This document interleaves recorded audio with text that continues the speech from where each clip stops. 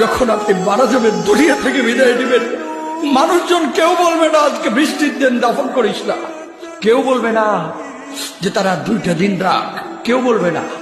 কবরের মধ্যে যখন নিয়ে যাওয়া হবে, আপনার স্ত্রীর কথা মনে পড়বে, আপনার সন্তানের কথা মনে পড়বে, আপনার বাবার কথা মনে পড়বে।